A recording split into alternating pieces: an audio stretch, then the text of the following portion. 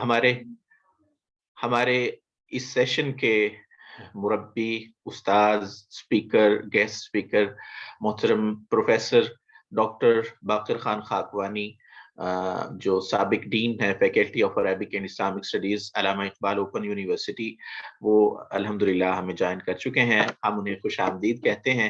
हम उनका शुक्रिया भी अदा करते हैं कि उन्हें अपनी गुनागू मसरूफ़ियात में से वक़्त निकाला और यहाँ पर तशरीफ़ लाए और इंशाअल्लाह तलबा पाकिस्तानी जामियात के, बल्कि सिर्फ ना पाकिस्तान ही नहीं, बैनुल अक़वामी यूनिवर्सिटीज़ के अल्हम्दुलिल्लाह हम कह सकते हैं कि तलबा और तालिबात उन्होंने ये जो प्रोग्राम है उसको जॉइन किया हुआ है।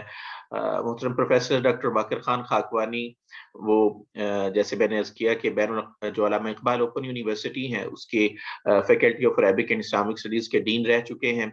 इसी तरह इस्लामाबाद की कैपिटल की बड़ी यूनिवर्सिटीज़ जैसे मोहिउद्दीन यूनिवर्सिटी, रिफ़ा इंटरनेशनल यूनिवर्सिटी और इसी तरह दीगर यूनिवर्सिटीज़ में बतौर उस्ताद और बतौर मुरब्बी अपनी खिदमत सरअंजाम दे चुके हैं। इसी तरह बहुत सी कुतुब के मुसन्निफ़ हैं और तलबा के लिए रहनुमाई के लिए ख़ास तौर पर जो उनको अपनी तालीमी जो मायार है उसको बेहतर करने के लिए गाइडेंस के तौर पर उनकी रहनुमाई के लिए जो कुतुब हैं, ख़ास तौर पर उसूल तहकीक पर आपकी जो किताब है, ख़ास तौर पर उर्दू दान तबक़ा उसमें बहुत मुतदाविल है, मशहूर है, उसको पढ़ते हैं और रिटायरमेंट के बाद आप जो रिफ़ाही तंज़ीम अल-ख़िदमत उसकी सरपरस्ती भी फरमा रहे हैं इन दिनों में। इस्लामाबाद के अल-ख़िदमत फाउंडेशन इस्लामाबाद के वाइस प्रेज़िडेंट के तौर पर ख़िदमत सरअंजाम दे रहे हैं। डॉक्टर साहब, हम आपको खुशामदीद कहते हैं और बगैर किसी ताअत्तुल के और बगैर आपका टाइम लिए आपके और तलबा के दरमियान में हाइल नहीं रहना चाहता। मैं डॉक्टर साहब से मुल्तमिस हूँ कि वो तशरीफ़ लाएँ और कुरान मजीद के मोजज़ा होने के जदीद असबाब, इस पर गुफ्तगू फरमाएँगे।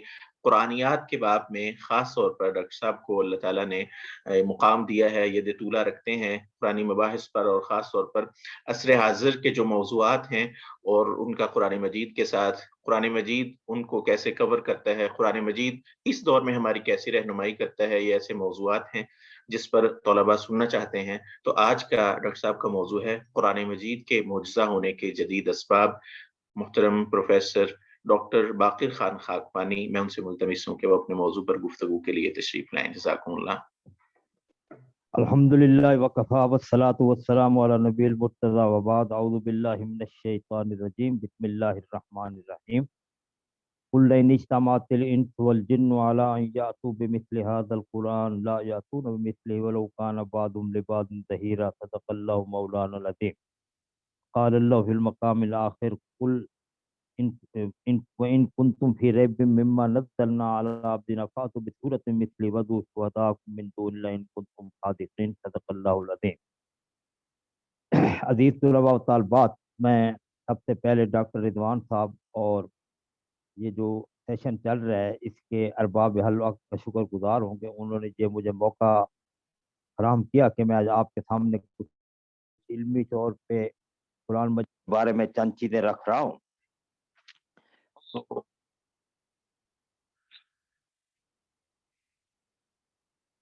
तो इस सिलसिले में जैसे अभी हमारे मुअज़्ज़ज़ दोस्त ने मेरा तारुफ कराया, मैं उनका भी शुक्रगुजार हूँ, उन्होंने कुछ मुझे ज़्यादा ही बढ़ा दिया। और दूसरी बात यह है कि आज का जो मेरा मेरा उन्वान है वो कुरान मजीद के मोजज़ा होने के असबाब यानी एजाज़ कुरानी के असबाब हैं।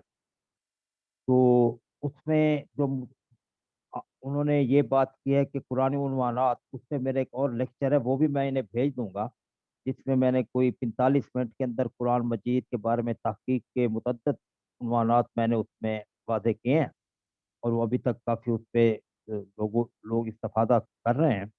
तो वो मैं इनको भेज दूंगा, बाद में ये आपको अपनी इसी ग्रुप में डाल देंगे। तो आज का जो मैं चीज़ आपके सामने रखना चाहता हूँ इस उन्वान के हवाले से, वो ये है कि कुरान मजीद के इजाज़ के बेशुमार असबाब हैं। हमारे उलमाए कराम मुफस्सिरीन कराम जो थे उन्होंने उनमें से सिर्फ एक को जिक्र किया है और तमाम ने, और ये मुझे बड़ी हैरान की होते हैं कि क्यों बाकी जितने भी असबाब थे उनकी तरफ उनकी तवज्जो नहीं गई, और वो सिर्फ लिसानी इजाद है कि कुरान मजीद जैसी किताब है جس طرح اس کے الفاظ ہیں، اس کا ردم ہے، اس کا بیان ہے، اس کے اندر جس قسم کی مختلف تلمیحات ہیں، تشبیہات ہیں، اور اس کے اندر جس قسم کا ایک اللہ تعالیٰ نے لوگوں کی آسان فہمی کے لیے وَلَقَدْ يَسَّرْنَا الْقُرْآنَ لِلذِّكْرِ فَهَلْ مِن مُدَّكِرٍ مواد رکھا ہے، تو وہ صرف لسانی اعجاز کو لے کر چلتے ہیں، باقی اعجاز کا انہوں نے ذکر نہیں کیا۔ تو اس میں یہ کوئی ایسی بات بھی نہیں ہے کہ اللہ تعالیٰ نے قرآن مجید ایسی کتاب اتاری ہے جو قیامت تک چلتی رہے گی، اور اس کے عجائبات جو ہیں وہ قیامت تک لوگوں کے سامنے آتے رہیں گے۔ اس لیے رسول اکرم صلی اللہ علیہ وسلم نے فرمایا کہ قرآن مجید جو ہے وہ قیامت تک لوگوں کی رہنمائی کرتا رہے گا۔ اور حضرت عبداللہ بن عباس رضی اللہ تعالیٰ سے حدیث مروی ہے کہ بلکہ ان کا قول ہے کہ القرآن یفسر الزمان، قرآن کی تفسیر زمانہ بیان کرتا رہے گا۔ یہ قرآن کے عجائبات میں سے اور قرآن کے معجزوں میں سے یہ بھی ایک چیز ہے۔ تو یہاں پر جو چیز میں آپ کے سامنے رکھنا چاہتا تھا کہ قرآن مجید کے معجزہ ہونے کے چند اہم اسباب، تو اس کے بارے میں یہ بات آپ ذہن میں رکھیں کہ مختلف اوقات میں مختلف لوگوں کو اللہ تعالیٰ توفیق دیتا ہے کہ قرآن مجید کی حقانیت کے بارے میں متعدد نئے پہلو لوگوں کے سامنے لاتے ہیں۔ جیسے شاہ اللہ رحمۃ اللہ علیہ، یہ 1607 میں پیدا ہوئے، نہیں 1603 میں پیدا ہوئے، اور اس کے بعد 1660 سے 61 میں فوت ہوئے، 58 59 60 کی عمر تھی۔ اب آپ دیکھیں کہ 16ویں صدی عیسوی میں، یعنی تقریباً 1100 سال بعد انہوں نے جو اپنی کتاب لکھی الفوز الکبیر فی اصول التفسیر، اس کے اندر انہوں نے قرآن مجید کو 5 عنوانات میں تقسیم کیا۔ اب وہ بالکل ایک نئی چیز لے آئے جس کے اندر انہوں نے، آواز آ رہی ہے تمام کو؟ جی ڈاکٹر صاحب آ رہی ہے، جی ڈاکٹر صاحب آ رہی ہے، آواز آ رہی ہے، آواز آ رہی ہے۔ ٹھیک ہے۔ اچھا، انہوں نے بالکل نئی چیز لائے۔ اس سے پہلے ہم جو دیکھتے ہیں اپنا الطبیان فی علوم القرآن، البرہان فی علوم القرآن، اور یا علوم القرآن، طبی صالح کی علوم القرآن وغیرہ، تمام جتنے پرانی چیزیں ہیں، تو مناع القطان کے علوم القرآن، اس سے پہلے المناہل القرآن ہے، کسی کے اندر یہ چیزیں نہیں تھی۔ تو لہٰذا قرآن مجید کے عجائبات جو ہے قیامت تک نئے نئے طریقے سے لوگوں کے سامنے آتے رہیں۔ تو یہاں پر جو آیات میں نے آپ کے سامنے تلاوت کی، اس میں اللہ تعالیٰ نے چیلنج کیا ہے کہ قل لئن اجتمعت الانس والجن ولا یاتوا بمثل هذا القرآن، اس قرآن کے مطابق کوئی چیز لے آئیں تو وہ اس سے عاجز ہے۔ ولو کان بعضهم لبعض ظہیرا، طے وہ ایک دوسرے کی جتنی مدد کریں۔ تو اس لحاظ سے میں ایک نئی چیز آج آپ کے سامنے پیش کر رہا ہوں، اور وہ قرآن مجید کے اعجاز کے مختلف پہلو ہیں جن میں چند نمایاں ہیں، چند واضح ہیں۔ تو اس سے یہ نہیں سمجھنا چاہیے کہ یہ کوئی ایسی چیز ہے جو بزرگوں کے تمام جتنی بھی ان کے روایات ہیں ان سے ہٹ کر ہے، نہیں، انہی روایات کے اوپر ہی ہم چل رہے ہیں۔ جیسے میں نے شاہ ولی رحمۃ اللہ علیہ کا آپ کے سامنے ذکر کیا، اس طرح امام نے تیمیہ رحمۃ اللہ، اس طرح مولانا مودودی رحمۃ اللہ علیہ، مفتی احمد شفیع رحمۃ اللہ علیہ، پیر کرم چادری رحمۃ اللہ، ان تمام لوگوں نے نئے نئے پہلو اجاگر کیے ہیں۔ تو اب جو قرآن مجید میں ہمارے مفسرین کرام نے جس چیز پہ زیادہ زور دیا ہے وہ اس کا لسانی اعجاز ہے۔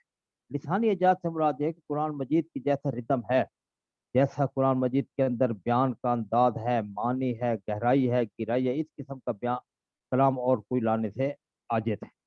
یہ اسے ہم کہتے ہیں لسانی اعجاز۔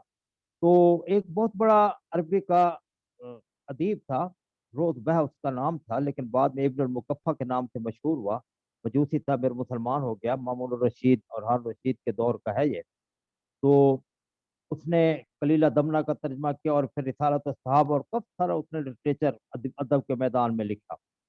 پھر اس کا خیال ہے کہ میں قرآن مجید کے مقابلے میں ایک کلام لکھوں، لیکن وہ ایک مرتبہ کہیں جا رہا تھا تو سورہ ہود کی آیت حضرت نوح علیہ السلام کے بارے میں، وقیل یا طبل ماک ویاسما اکل وغید الموقود علم وستوت علی الجود وقیل بودن للقوم الظالمین، جب یہ آیت سورہ ہود کی اس نے سنی تو اس نے کہا کہ میں اس قسم کا کلام پیش کرنے سے عاجز۔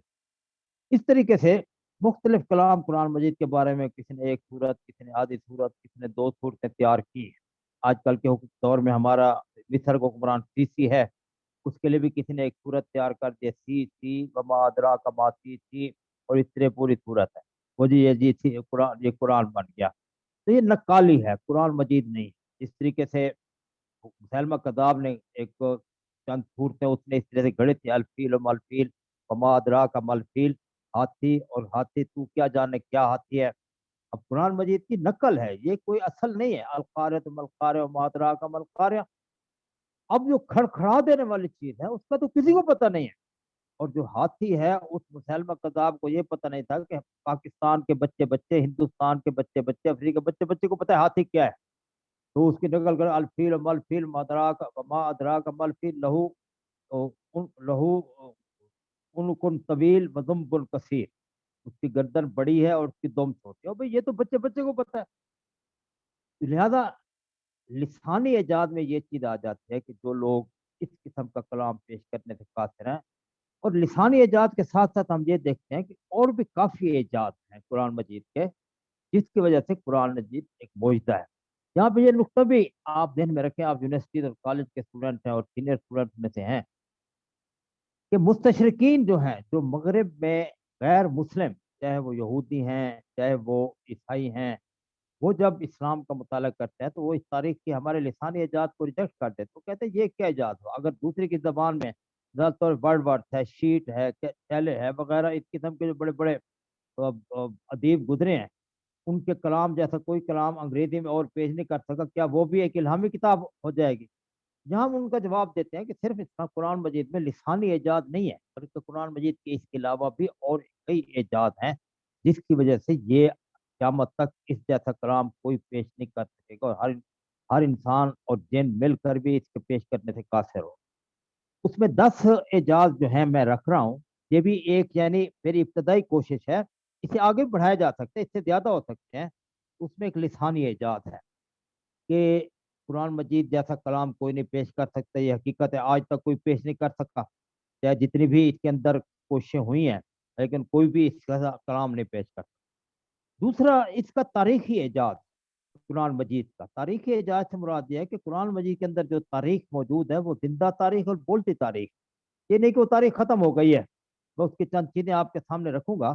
تو قرآن مجید میں جو تاریخی واقعات بیان ہوئے آج تک وہ زندہ ہے، آج تک وہ پائندہ ہے، آج تک وہ بولتے ہیں۔ یہ ہم قرآن مجید کی جو تاریخ نے میں ہمارے سامنے آ کو ہمیں دیکھ، تو اس سے زیادہ بڑی بات کیا ہو؟ جیسے شاعر کہتا ہے کہ نہ گورے سکندر نہ ہے قطر دارا، بٹے نامیوں کے نشان کیسے کیسے، آج ان کا کہیں ذکر نہیں، کہ ان کی قبریں بھی نہیں ہے، کوئی کہیں ان کا تاریخ کے اوراق میں کہیں ذکر ملے، ورنہ کہیں ان کی کوئی یادگاریں نہیں، کچھ بھی نہیں ہے۔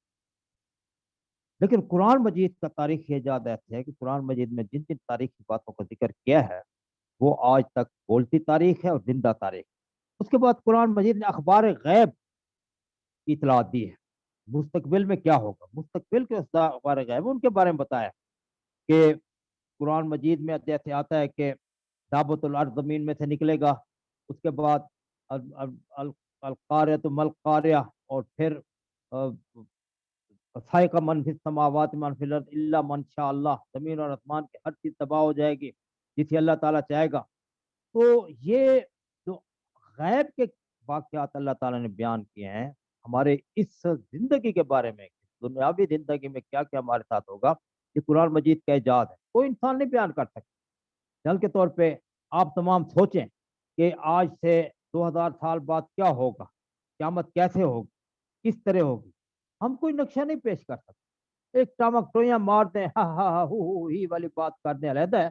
لیکن یہ ہے کہ اس کے بارے میں ایک واضح ٹھوس متعین خالص علمی بنیادوں پر کوئی ایسی بات کہ جو آج سے 200 سال بعد جب پیدا واقع ہو تو وہ کہیں ہاں بھئی یہ بات تو انہوں نے بالکل ٹھیک کہی۔ تو یہ چیز یعنی قرآن مجید جو ہے وہ جو غیب کی باتیں پیش کرتا ہے، دعوت الارض کے بارے میں ہے، اب ایک نہ ایک دعوت الارض نکلے گا، یتکلم الناس، تو لوگوں سے باتیں کرے گا دعوت الارض۔ اور اس طریقے سے قرآن مجید کے باقی جتنے بھی اخبار غیب سے متعلق باتیں ہیں وہ بھی اس کا ایک اعجاز ہے۔ اعجاز سے مراد ہے کوئی اور آدمی پیش نہ کر سکے۔ اب دیکھیں قرآن مجید میں اللہ تعالیٰ نے فرمایا ہے کہ 5 چیزیں ایسی ہیں جنہیں ہم علوم خمسہ کہتے ہیں، تو وہ کسی کے پاس نہیں۔ ان اللہ عنده علم الغیب، غیب کا ہمیں کوئی پتہ نہیں۔ وجعلم ما فی الارحام، ماں کے پیٹ میں کیا کسی کو بھی کوئی پتہ نہیں۔ اب ماں کے پیٹ میں جو انسان بچہ ہے اس کے ایک جز وہ آخری پتہ نہیں 1000واں 2000واں लाखواں جز یہ پتہ کر لینا بیٹا ہے یا بیٹی ہے، یہ اس کی ایت کے اللہ تعالیٰ کے دعوے کی نفی نہیں کرتا. یہ ہے کہ وہ جو بچہ اس کی عمر کتنی ہے، اس نے شادی کب کرنی ہے، اس کا مقدر کیا ہوگا، اس نے کتنے مدت جینا ہے، اس کے ساتھ کیا غم پیش آئیں گے، کیا خوشیاں پیش آئیں گی، کسی کو کوئی پتہ نہیں.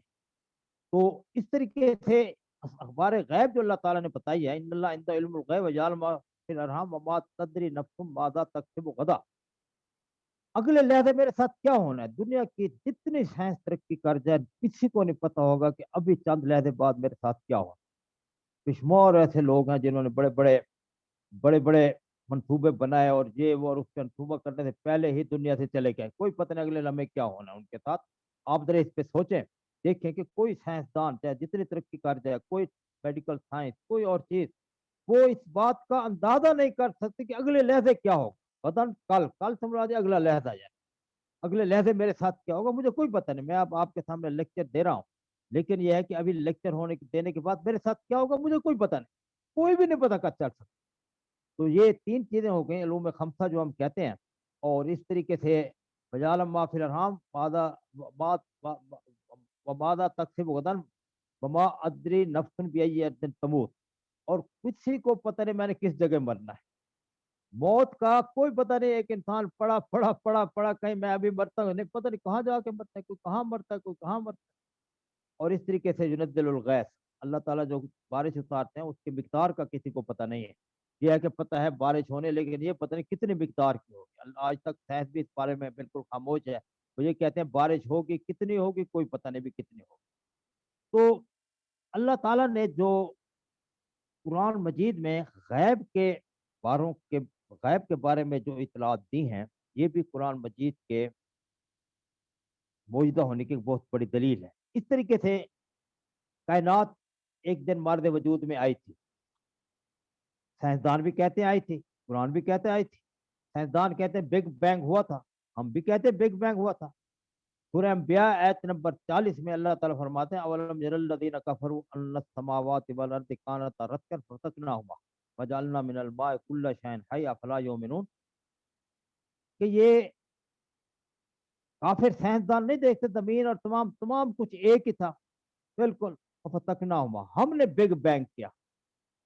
وجعلنا من الماء کل شیء حی، اور پانی سے ہم نے ہر چیز کو زندگی بخشی. افلا یؤمنون، کہ ہمارے پر ایمان نہیں لے آتے. تو کائنات کے تکوینی مراحل اللہ تعالیٰ نے قرآن مجید میں جو گنائے ہیں وہ یقینی ہیں، حتمی ہیں، آخری ہیں. سائنس تو ٹامک ٹویاں مارتی ہے. سائنس میں ایک چیز آج جو ہے وہ ایک ہائپوتھیسس کے مفروضے کے طور پہ آتی ہے، اس کے بعد پھر اس کو ایک لوگ لے کے اس پہ تجربہ کرتے ہیں، پھر آخر میں نظریہ بنتی ہے، نظریہ بننے کے بعد پھر لا بن جاتا ہے. لا قانون سائنس میں ایسی چیز ہے جسے کوئی نہیں توڑ سکتا، جیسے نیوٹن کا ہے لا آف گریوٹی، اس طریقے سے باقی تمام. لیکن سائنس کے اندر بے شمار ایسی تھیوریاں آئی ہیں، مفروضے آئے ہیں، جنہوں نے لا کو اکھاڑ کے پرے پھینک دیا.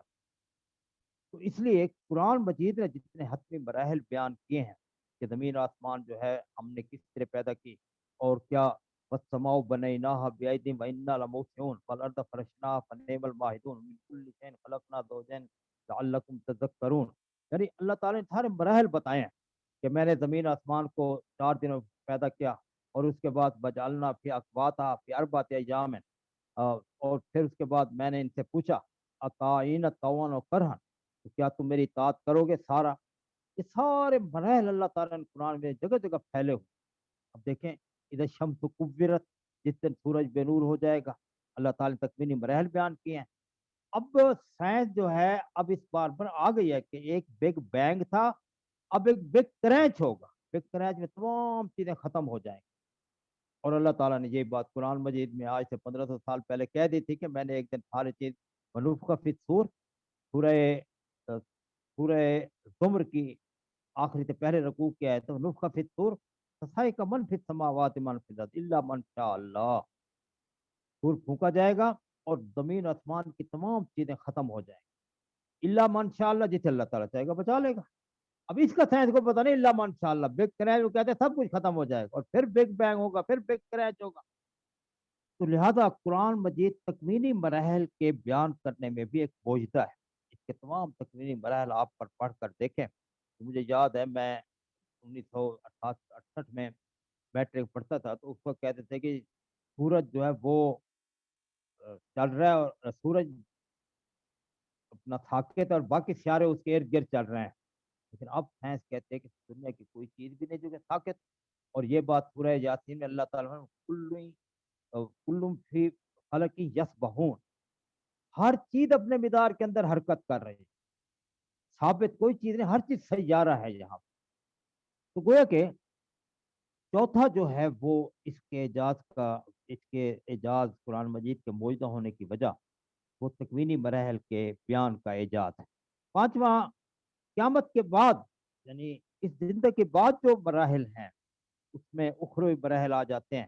اخروی مراحل میں ہم ایک قیامت کے مراحل کو لیتے ہیں، وہ بیان کرنا کسی انسان کے بس کی بات نہیں ہے۔ یہاں یہ بات سوچتے جائیں کہ جو چیزیں میں بیان کر رہا ہوں اس کو ذرا آپ اپنے ذہن میں رکھ کے یہ سوچیں کیا آپ یہ کر سکتے ہیں؟ اب قیامت کو کیا ہوگا، قیامت کی سختی کیا ہوگی، پل صراط کیسے ہوگا، اس کے بعد پل صراط کراس کیسے کریں گے، قیامت دن حشر نشر کیسے ہوگا، قیامت دن حساب کتاب کیسے ہوگا، ساری چیزیں کوئی انسان نہیں گھڑ سکتا۔ گھڑے گا بھی صحیح تو اس کے اندر جھوٹ اور دغا بازی فریب اور لوگوں کو ایک دھوکہ دہی کی کیفیت ہو، حقیقت اس کے اندر کچھ نہیں ہوگی۔ جیسے یہ ہمارے جعلی پیر بیٹھے ہیں کہتے ہیں ہم جو کہتے ہیں یہ ہوتا ہے وغیرہ، اس طریقے سے چوتھے دن پتہ چل جاتا ہے۔ جو خود زندگی اپنی نہیں بچا سکتا اس نے دوسروں کو کیا زندگی دینی ہے؟ اس لیے جو اخروی مراحل ہیں کہ جنت کیسی ہوگی، جہنم کیسی ہوگی، پل صراط کیسا ہوگا، اور اس کے بعد یہ تمام چیزیں، یہ جو مراحل ہیں یہ بھی قرآن مجید کا بہت بڑا اعجاز۔ کوئی دنیا کا جتنی ترقی کر جائے وہ یہ نہیں بتا سکتی کہ کس طریقے سے قیامت کے حالات ہوں، یہ صرف قرآن مجید کا اعجاز ہے جو یہ بتاتا ہے۔ قرآن سے ہٹ کر باقی جو کتابیں ہیں ان کے اندر بھی ٹامک ٹوئیاں ہیں، توحید کا کوئی واضح تصور نہیں ہے، رسالت کا کوئی واضح تصور نہیں ہے، آخرت کا کوئی واضح تصور نہیں ہے۔ اب دیکھیں کہ کلیسا کے اندر ایک اپنا پادری بیٹھا ہے اور وہ لوگوں کے گناہ معاف کر رہا ہے، جو خود گناہ گار ہے وہ لوگوں کے گناہ کیسے معاف کرے؟ عجیب بات ہو گئی۔ جو خود محتاج ہے وہ لوگوں کو کیسے دے گا؟ جس نے خود مار جانا اس نے لوگوں کو زندگی کیسے دینی ہے؟ تو یعنی وہ اس کے اندر کوئی عقل نہیں سمجھ آتی ہمیں، تو ہم ریشنلزم کہتے ہیں، عقلانیت، اور ہر چیز کو جو ہے عقل سلیم کی کسوٹی میں پرکھنا کو جب ہم دیکھتے ہیں تو قرآن مجید کا بھی اس کے سامنے وہ ایک دوسرے قسم کی چیزیں نظر آتے ہیں، حقائق ان کے اندر ہمیں نظر نہیں آتے۔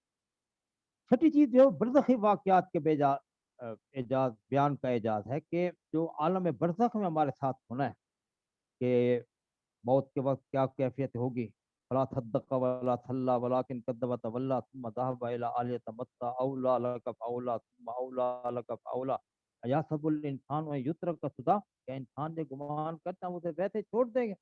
الم یکن نطفة من منی یمنى ثم كان علقة فخلق فسوى فجعل منه الزوجين الذكر والانثى اليس ذلك بقادر على ان يحيي الموتى۔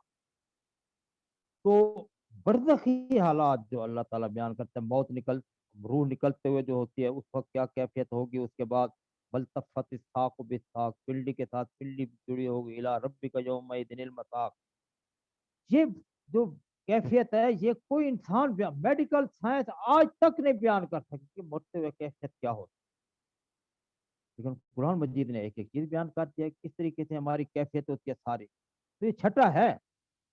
اور ساتواں جو اس میں اعجاز جو آپ کے سامنے رکھنا چاہتا ہوں وہ ہے تاریخی شخصیات کے قلبی احساسات کے بیان کرنے کا اعجاز، یعنی دل کے اندر جو کچھ ہے قرآن مجید وہ لا کے صفحہ ارتیاس پہ واضح کر دیتا ہے، حالانکہ دل کی بات کوئی بھی نہیں سمجھ سکتا۔ اب آپ میرے طلباء سارے بیٹھے ہیں، طلباء و طالبات، آپ کے دل میں کیا ہے مجھے کوئی پتہ نہیں، میرے دل میں کیا آپ کو کوئی پتہ نہیں۔ جب آپ بھلے شاہ کہتے ہیں نا کہ وچے بیڑے وچے جھیڑے وچے ونج مہانے ہو، دل دریا سمندر ڈونگے کون دلان دیا جانے ہو، دل کا کسی کو بھی پتہ نہیں سوائے اللہ تعالیٰ۔ دلی قلبی کیفیات جو انسان کے دل میں ہوتی ہیں قرآن مجید اس کو واضح کرتے۔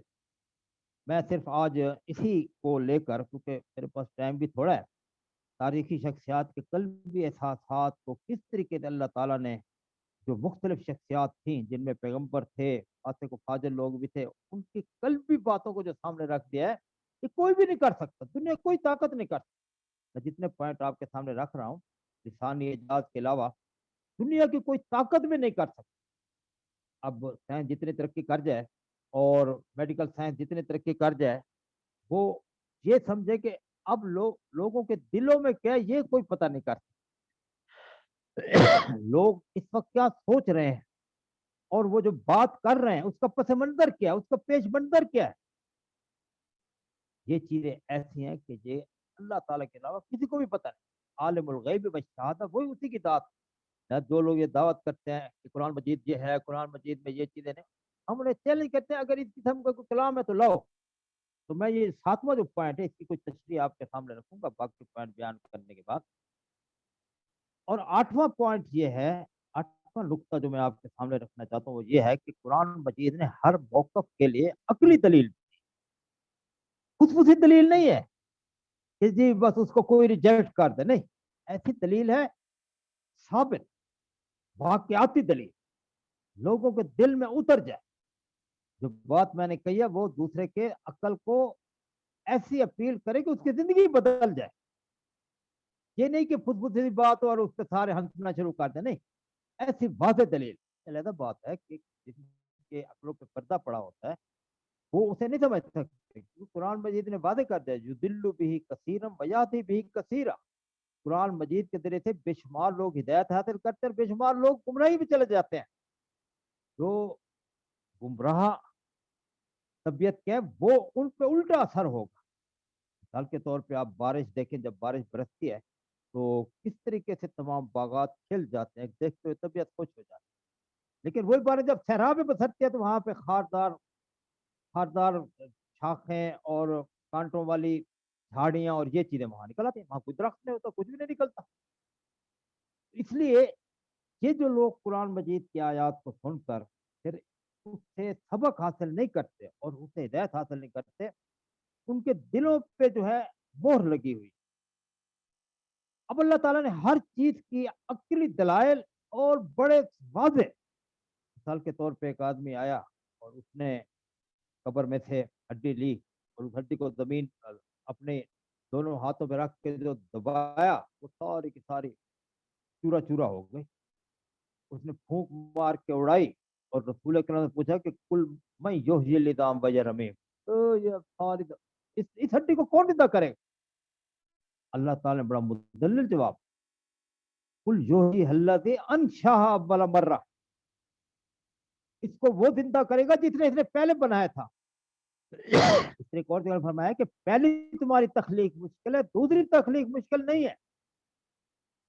سمجھے تو بالکل بات کلیئر، جس نے پہلے ہمیں پیدا کیا، اور آج دیکھیں سائنس جتنی ترقی کرتی جا رہی ہے اتنی قرآن مجید کے شواہد، جیسے حضرت عبداللہ بن عباس رضی اللہ تعالیٰ قول میں نے آپ کے سامنے رکھا تھا کہ القرآن یفسر الزمان، زمانہ قرآن کی تفسیر کرتا چلا جائے۔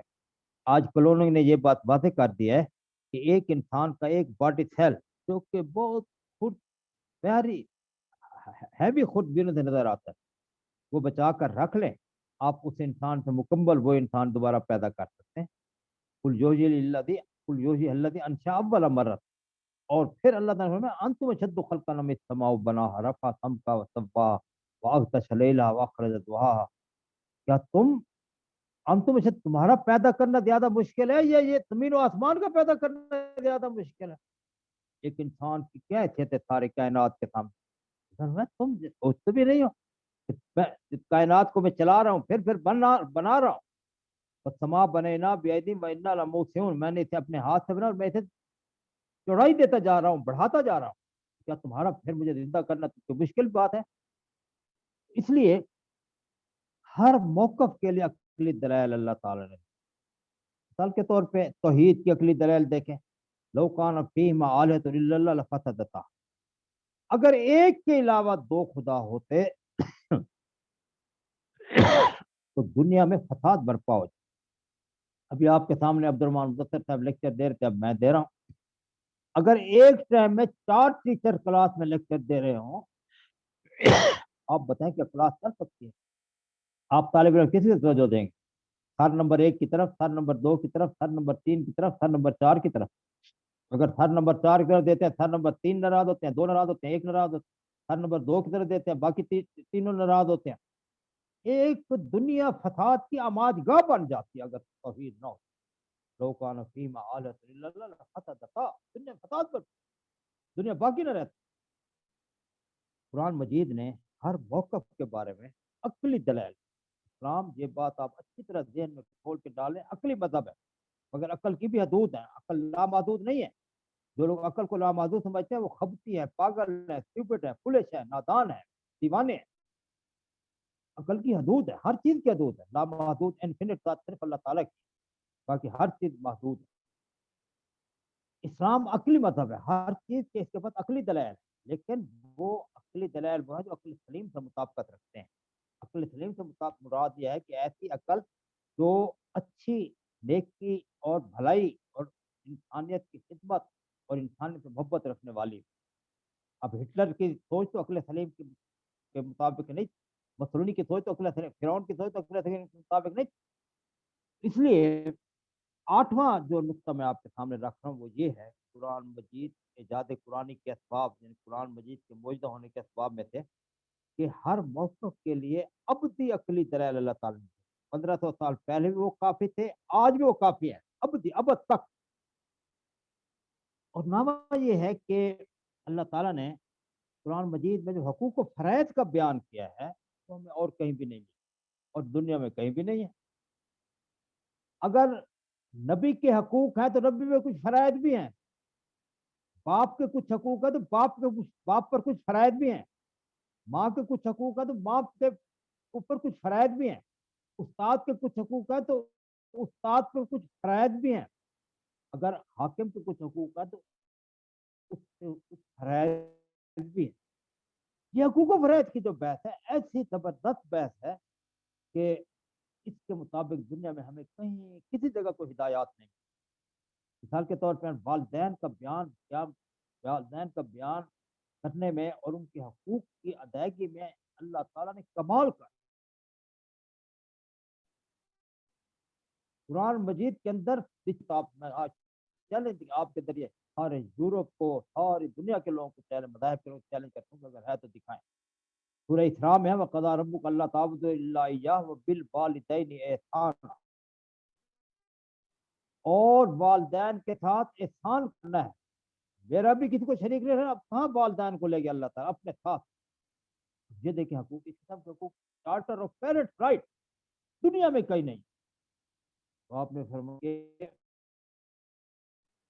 اما یبلغن عندک الکبر احدہما أو کلاہما فلا تقل لهما اف. اگر آپ کے سامنے ان میں سے کوئی بوڑھا ہو جاتا ہے تو اسے نہ کریں. فلا تنہرهما، اور آرام سے، پیار سے، محبت سے سامنے کریں. وقل رب ارحمهما كما ربياني صغيرا، اور ہر جلال ان پہ آپ رحم فرمائے جیسے انہوں نے بچپن میں پر.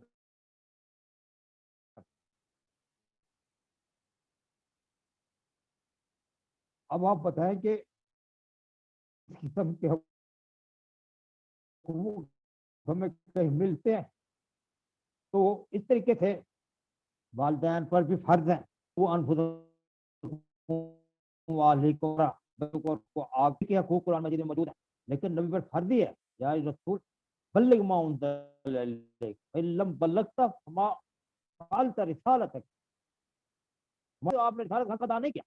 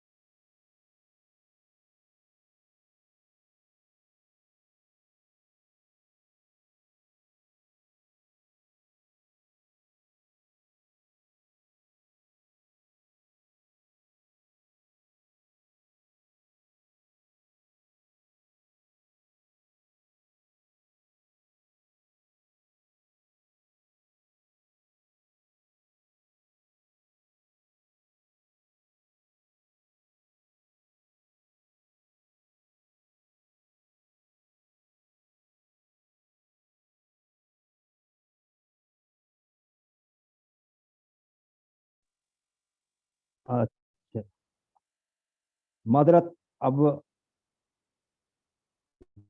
जी डॉक्टर साहब। दरमियान में हाँ डिस्कनेक्ट हो गया था। अब आ रही आवाज आ रही है ना?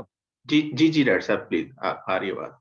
हाँ, बस वो दरमियान में जरा डिस्कनेक्ट हो गया था। तो अच्छा, तो मैं ये बता रहा था कि हकूक व फराइज तमाम अंबिया अपने गवाह बनाकर गए हैं। अल्लाह ताला ने कुरान मजीद में सूरह ज़ुमर के आखिर रकू में कहा है कि वजिया बिन नबीयीन व शुहदा, और उस दिन अंबिया और उनके गवाह आएंगे। अंबिया बताएंगे कि गवाहों को सामने लाएंगे कि हाँ रब इन्होंने आपका पैगाम हमें पहुंचाया। तो ये हकूक फराइज है। अब आप देखें कि हिंदू मत में ब्राह्मण के हकूक फराइज कोई नहीं। मौजूदा दौर को देख लें, बरताने कानून में कैंग डू नो रॉन्ग, बादशाह कोई गलती नहीं कर सकता, उसके हकूक फराइज कोई नहीं। इस तरीके से आप अमेरिका के कानून का मुताला कर लें। यानी आप ये सारी चीजें देखेंगे कि ये जो चीजें आपके सामने हैं ये इस तरीके से हैं कि कुरान के अलावा हमें और कहीं भी नहीं मिलती। दौर हाजिर के जितने भी हम दौर कदीम के जितने भी मज़ाहिब या जितने नजरिया हयात का मुताला करें हमें नहीं मिलते। तो नामा ये 10वां ये है कि अल्लाह ताला बहुत बड़ी ज़ात है, सारे कायनात के मालिक हैं। उन्होंने बंदों को अपने से मांगने के लिए दुआओं का तरीका बनाने का इजाज़, वरना कौन बताता। अब आप सदर पाकिस्तान है, आपके यहाँ पे आपके सामने है, वजीर आजम है, बस कमिश्नर है, छोटा तहसीलदार, SHO, एक हवालदार तक वो कहेगा मैं फिरौन बना बैठा हूँ। मैं ये कहता हूँ कि जिसको थोड़े से इख्तियार मिलते हैं वो दरदारी और नवाज शरीफ से काम नहीं होता। इवन चपड़ासी भी है, वो भी इस किस्म का होता है। तो ये अल्लाह ताला ने हमें बहुत बड़ी चीजें दी हैं कि उसने अपने से मांगने का हमें तरीका बताया है। तो ये 10 बनते हैं तकरीबन जो मैंने आपके सामने बयान किए हैं, एजाज कुरानी के असबाब, कुरान मजीद के मुइदा होने के असबाब। मैं इन्हें फिर दोहरा देता हूँ। नंबर 1 लिसानी एजाज, नंबर 2 तारीखी एजाज, नंबर 3 अखबार गैब मुस्तकबिल के बयान करने का एजाज, नंबर 4 तकवीनी मराहल के बयान करने का एजाज, नंबर 5 उखरवी मराहल के यानी क़यामत और उसके बाद के मराहल के बयान करने का एजाज, नंबर 6 बरज़खी वाक़यात, आलम बरज़ख, कब्र वगैरह ये सारे वाक़यात के बयान करने का एजाज, नंबर 7 तारीखी शख्सियात के कल्बी एहसास या एहसासात बयान करने का एजाज, नंबर 8 हर मौक़िफ़ के लिए अबदी अकली दलाइल बयान करने का एजाज, नंबर 9 हकूक़ व फ़राइज़ के बयान करने का एजाज, नंबर 10 बंदों को अपने से मांगने के लिए दुआओं के बयान करने का तरीका, गाँव के दुआओं का तरीका बताने का एजाज। तो ये 10 हैं। तो क्योंकि हमारे पास टाइम मुख्तसर है, तो तारीखी एजाज में आप ये देखें कि हमारे सामने मैं थोड़ी थोड़ी ये 2 पॉइंट आपके सामने तफसील से रख देता हूँ कि तारीखी एजाज में हजरत आदम अलैहिस्सलाम से लेकर रसूल अकरम सल्लल्लाहु अलैहि वसल्लम तक की तमाम चीज़ें हमारे पास दुनिया में मौजूद हैं। हजरत आदम साहब जहाँ उतरे श्रीलंका में वो रत्नापुर का पहाड़ मौजूद है, 8,000 फुट की बुलंदी पर है। वहाँ पे उनके पाँव के निशान है, तमाम लोग अब भी जाकर उसे देख सकते हैं।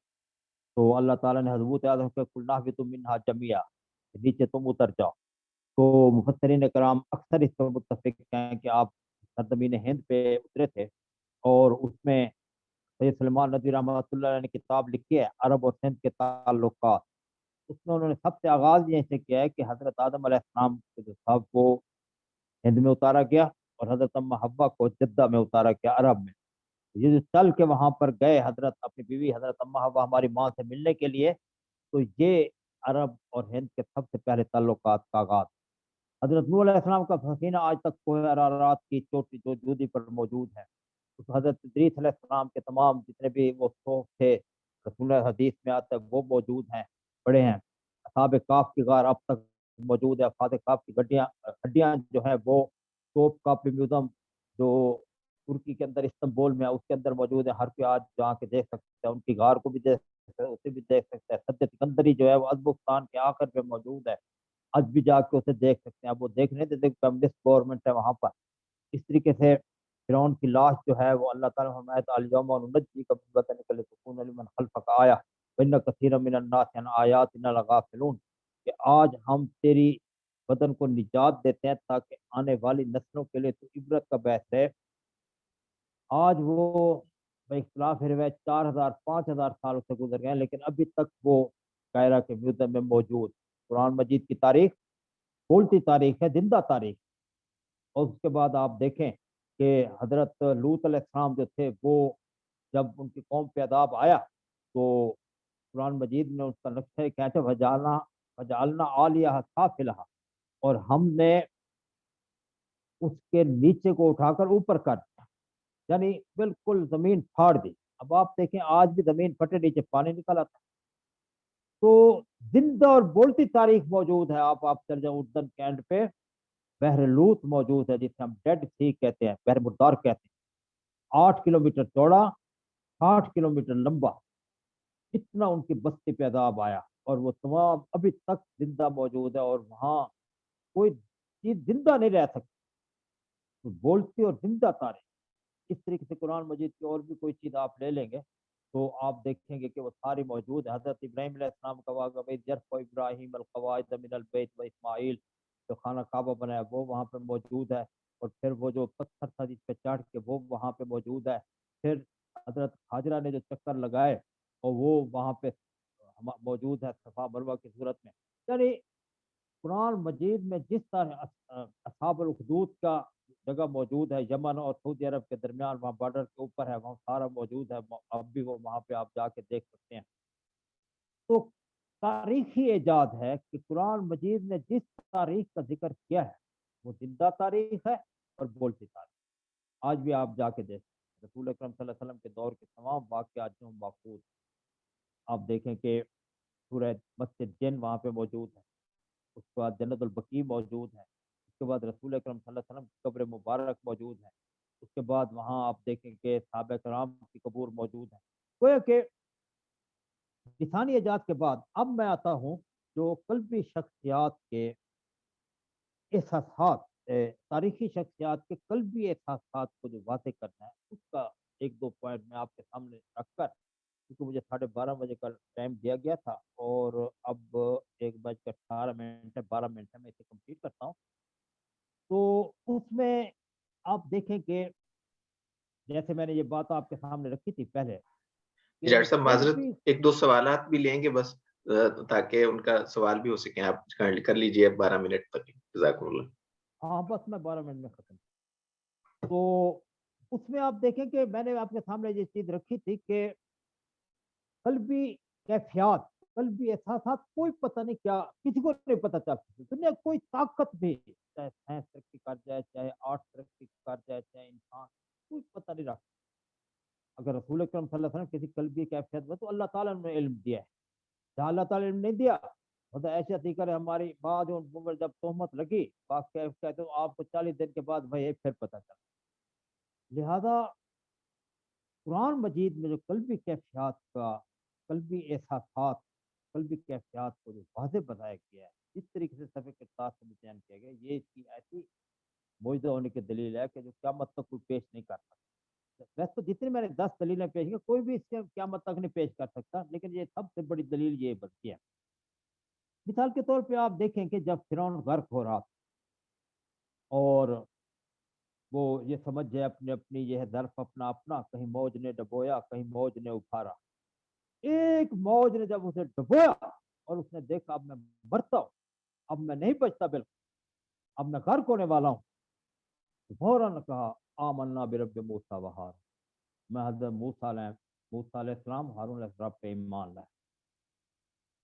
اب یہ اس کی ساری کیفیتیں، ذہنی کیفیتیں ڈوبتے ہوئے قرآن کس طرح بیان کرتا، حتی اذا ادرک الغرق، سورہ یونس آیت نمبر 78 کے قریب ہے یہ، حتی اذا ادرک الغرق، یہاں تک کہ جب اسے ادراک ہو گیا باہر ہوں، قال آمنت انہ لا الہ الا الذی آمنت بہ بنو اسرائیل من المسلمین۔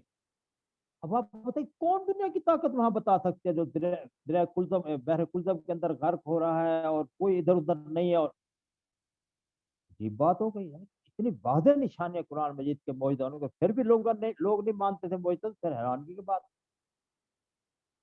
تو فرعون نے کہا کہ میں اب یہ ساری چیزیں اللہ تعالیٰ دیکھیں سمیع علیم ذات ہے، وہ بتا رہا ہے اور کہیں بھی نہیں ہمیں پتہ چلتا۔ آپ اس کو اپنا مہابھارت پڑھ لیں، آپ اپنشد پڑھ لیں، آپ بدھ مت کی کتاب پڑھ لیں، کہیں بھی یہ چیزیں نہیں ملتی. لیکن یہ اللہ تعالیٰ نے دیکھ کس طریقے سے اس نے کہا آمنت انہ لا الہ الا اللہ آمن بنی اسرائیل وانا من، میں ایمان لیا جس بنی اور میں مسلمان میں. اللہ تعالیٰ نے کہا نہیں، کیوں؟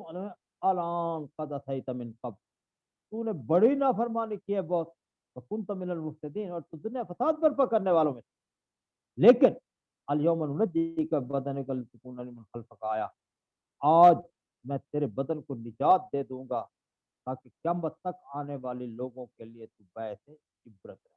اب یہاں پہ دیکھیں، کوئی دنیا کی طاقت، کوئی مائیکل آر، کوئی انسان، کوئی غرق ہونے والا جو اس کے ذہن میں جو قلبی کیفیت جن کو بیان کر سکتا ہے، قرآن مجید کی موجودہ ہونے کی اس سے بڑی کیا دلیل؟ تو پھر آگے چلتے ہیں، ہم ختم بھی کرنا ہے، ٹائم بھی تھوڑا ہے. حضرت موسیٰ علیہ السلام جب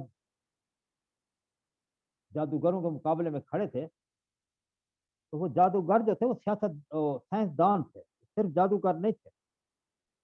انہوں نے ایسا سسٹم کیا کہ نیچے انہوں نے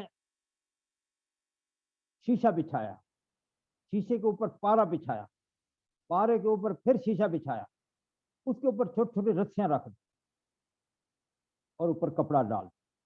جیسے سورج نصف النہار پہ پہنچا، اس کی گرمی ہوئی، انہوں نے پردہ کھینچا، وہ دھوپ کی تمادت سے پارا ہلنے لگا، اوپر شیشہ تھا، شیشے کے اوپر پھر پارا پھر شیشہ، اتنا سارا سامان انہوں نے اکٹھا کیا ہوا تھا.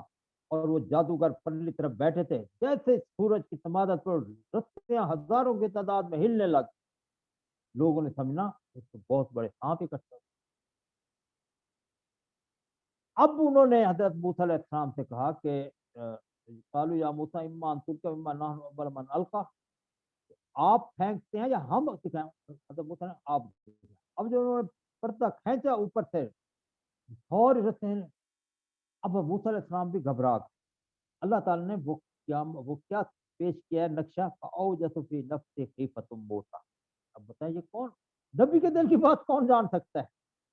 فَأَوْجَسَ فِي نَفْسِهِ خِيفَةً مُوسَىٰ. حضرت موسیٰ علیہ السلام نے اپنے دل کے اندر ایک قُلْنَا لَا تَخَفْ إِنَّكَ أَنْتَ بَلْکِ مَا فِي يَمِينِكَ. اب موسیٰ نے جیسے عصا پھینکا اور وہ اژدہا بن گیا. وہ سانپ نہیں تھا، آپ سمجھے سانپ نہیں، بلکہ ایسے سمجھے کہ 20 فٹ اونچا اور تقریباً 50 فٹ لمبا، اتنا بڑا وہ اژدہا. اس نے سارا سامان جو تھا، وہ شیشہ اور پھر اس کے بعد اس کے اندر رسیاں اور پھر پارا اور اس نے کہا، موسیٰ نے جب موسیٰ علیہ السلام نے ہاتھ لگایا وہ دوبارہ وساب. یہ جو معجزہ تھا، یہ دیکھ کے جادوگر کہنے لگے یہ انسانی بس کی بات نہیں ہے. اور فوراً الٹ کے سارے سجدہ، اور اسی وقت وہ سجدے میں گئے. خیر وہ میرا موضوع نہیں ہے. اس طریقے سے ہم آگے چلتے ہیں، ہم دیکھتے ہیں کہ حضرت ابراہیم علیہ السلام کے پاس جب سورہ والذاریات کے آخر میں ہے، دوسرے رکوع میں، جب فرشتے آئے تو آپ نے ان کے لیے فجاء بعجل سمین، ایک بچھڑا بہت بڑا روسٹ کر کے لے آئے. قربوا الیہ قال لا تاکلوا اوجس منهم خیفہ. اب حضرت ابراہیم علیہ السلام گھبرا گئے، مجھے کہ میرے دشمن تو نہیں، مجھے نقصان پہنچانے تو نہیں ہے، لیکن ان کو پتہ چل گیا اور انہوں نے فوراً. اب یہ جو قلبی کیفیت تھی، یہ کس طریقے سے اللہ تعالیٰ نے واضح، اللہ کے علاوہ تو کوئی نہیں جانتا تھا. اس طریقے سے ہم آگے چلتے ہیں. آپ میں لڑکیاں بھی ہوں گی. حضرت مریم رضی اللہ تعالیٰ عنہ کو جب درد دہ ہوا تو پھر وہ حضرت عیسیٰ علیہ السلام ان کے پیٹ میں تھے، مقدس ماں مقدس بیٹا. اللہ تعالیٰ نے وجعلنا وابنہا آیۃ للعالمین، میں نے حضرت مریم رضی اللہ تعالیٰ عنہ حضرت عیسیٰ علیہ السلام کو تمام عالمین کے لیے نشانی بنایا ہے. تو فَأَجَاءَهُ الْمَخَاضُ إِلَىٰ جِذْعِ النَّخْلَةِ، وہ در سے پریشان ہو کے ایک کھجور کے درخت کے نیچے آ گئے. تو اب انہوں نے جو باتیں کی وہ ساری دل کے اندر کی. اللہ تعالیٰ ساری باتیں واضح کر. قال یا لیتنی مت قبل هذا وكنت نسیا منسیا، کاش میں آج سے پہلے مر جاتی اور مجھے کچھ جانتا بھی نہ. فنادى من تحت اللہ تعالی قد جعل ربك تحتك سريا وهز اليك بجذع النخل ساقط اليك رطبا جنيا. اب یہ ساری چیزیں جو ہیں کوئی نو فکر لگا کے لوگ تو وہاں نہیں تھے، اکیلی بالکل تنہا اور دل کے اندر سوچ رہی ہیں اور اللہ تعالیٰ نے سارے وعدے کر. تو یہ حضرت مریم علیہ السلام تھی. اور میں جس چیز پہ ختم کرنا چاہتا ہوں وہ یہ تھا کہ اس سے زیادہ پھر ہم جب آگے چلتے ہیں تو ہم دیکھتے ہیں کہ حضرت یونس علیہ السلام کا واقعہ ہے. حضرت یونس علیہ السلام بڑے جلیل القدر پیغمبر، اور یہ عراق کے اندر نینوا کا شہر اب بھی ہے، اب چھوٹا سا قصبہ ہے، وہاں پہ وہ مبعوث ہوئے تھے. اس زمانے میں لاکھوں لوگ ان کے اوپر ایمان لائے. آمنت بھی میات الفین. تو حضرت یونس علیہ السلام جب نکلے اور ان کو مچھلی نے اپنے پیٹ میں ڈال، شارک مچھلی تھی یا بیل مچھلی تھی، بارہ. اور اب وہ جو مچھلی کے پیٹ کے اندر بالکل ختم ہو گیا، سارا بدن ان کا جو ہے وہ گھل گیا. اب وہ وہاں پکار رہے ہیں فنادا فی الظلمات لا الہ الا انت سبحانک انی کنت من الظالمین. اب بتائیے مچھلی کے پیٹ کے اندر کون سن سکتا ہے اور پھر سے بیان کون کر سکتا ہے؟ یہ قرآن مجید کا اعجاز ہے کہ اللہ تعالیٰ نے ان جلیل و قدر اور دوسرے فاسق فاضل لوگوں کی جو باتیں ہیں، باقی بھی کافی ساری چیزیں میرے اس میں ہیں کیونکہ وقت اپنا دامن سمیٹتا جا رہا ہے. تو یہ تمام چیزیں جو ہیں اللہ تعالیٰ نے منظر شہود اور صفحہ کرتاس پہ اللہ تعالیٰ نے اس طریقے سے مدین کر دی کہ آج وہ باتیں پکار کر اور اللہ اعلان گواہی دے رہی ہیں کہ قرآن مجید جو ہے کلام ایک خدائی ہے، اللہ تعالیٰ کا کلام ہے اور ایک معجزہ ہے، ایسا کوئی نہیں لا سکتا. آج بھی کتنے لوگ سمندر میں ڈوبتے ہیں اور بچوں کے شکار ہوتے ہیں، مگر بچوں کسی کو دل کا کسی کو پتہ، کوئی پتہ نہیں. اللہ تعالیٰ نے کس طریقے سے یہ بات واضح کی. تو عزیز طلباء طالبات، میرے لیے بہت بڑی سعادت ہے کہ میں آج آپ سے اس موضوع پہ کچھ چیزیں پیش کر رہا ہوں. مزید موقع ملا تو باقی تمام چیزیں بھی، کیونکہ تاریخ کی ایجاد میں جو کافی ساری چیزیں ہیں جو آپ کے سامنے رکھنی تھی، لیکن بہرحال وقت تھوڑا ہوتا ہے. اس میں ابوت آدم علیہ السلام ہے، کشتی نوح ہے، قوم عاد ہے، قوم ثمود ہے، قصہ فرعون ہے، اصحاب کاف ہے، سد سکندری ہے، حضرت ابراہیم اسماعیل علیہ السلام، یونس علیہ السلام صاحب کا، یونس علیہ السلام کا واقعہ ہے، بیر زمزم ہے، صفا مروہ ہے، اور اس میں کافی ساری چیزیں ہیں جو ہمارے سامنے ہیں یہ تاریخ کے اعجاز میں. اور اس کے علاوہ پھر جو قلبی اعجاز میں بھی جو منافقین رسول اکرم صلی اللہ علیہ وسلم کو رائے نہ کہتے تھے، وہ اللہ تعالیٰ نے بتایا. اس طریقے سے منافقین کا انگلیاں چبانا، اور پھر حضرت یوسف علیہ السلام کا بھائیوں کو پہچاننے کا مگر اظہار نہ کرنا. وہ دل میں انہوں نے پہچانا تھا لیکن کوئی پتہ نہ چل سکا. تو یہ بہرحال 10 چیزیں جو میں نے آپ کے سامنے رکھی ہیں. تو میں دوبارہ آپ کا بھی شکر گزار ہوں کہ آپ نے بڑے اچھے طریقے سے میری باتیں سنی، اور جو ہمارا یہ فورم ہے اس کے ارباب و حلق کا میں مقرر شکریہ ادا کرتا ہوں کہ انہوں نے جو مجھے موقع دیا کہ میں آپ کے سامنے قرآن کے بارے میں چند اجازات رکھوں. اور جو قرآن عنوانات کے بارے میں وہ انشاءاللہ میں رضوان صاحب کو بھیجوں گا. رضوان صاحب پھر جو ہے آگے آپ کو دے دیں گے. تو آخر میری دعا ہے کہ اللہ تعالیٰ آپ کو قرآن میں غرق ہونے کی توفیق عطا فرمائے. اور میں اس شعر پہ ختم کرتا ہوں علامہ اقبال کے کہ کر تمی خواہی مسلمان زیستن نیست ممکن جذب قرآن زیستن. الحمدللہ رب العالمین. السلام علیکم ورحمۃ اللہ وبرکاتہ. جی وعلیکم السلام ورحمۃ اللہ وبرکاتہ. یہ تھے پروفیسر ڈاکٹر باقر خان خاکوانی، جو بہت خوبصورت انداز میں قرآن مجید کے معجزہ ہونے کے جو پہلو ہیں، جدید جو اس کے اسالیب ہیں، اس پر گفتگو فرما رہے تھے. یقیناً اس سے پہلے ہم نے جو پڑھا ہے یا زیادہ تر جس پر گفتگو کی جاتی ہے قرآن مجید کے معجزہ ہونے کے حوالے سے، اور ہے بھی حقیقت میں قرآن مجید نے بھی جس سے کہا ہے کہ اس کا جو اسلوب ہے، اس کی جو بلاغت اور فصاحت ہے، وہ معجزہ ہے. قُلْ لَئِنِ اجْتَمَعَتِ الْإِنسُ وَالْجِنُّ عَلَىٰ أَن يَأْتُوا بِمِثْلِ هَٰذَا الْقُرْآنِ لَا يَأْتُونَ بِمِثْلِهِ. اور اسی طرح قرآن مجید چونکہ ایک اللہ تعالیٰ کا کلام ہے، اور اس کو سن کر اور اس کی مٹھاس کو محسوس کرتے ہوئے لوگ اس کی طرف مائل ہوتے ہیں، جس کی طرف اشارہ قرآن مجید میں ہی کیا گیا ہے.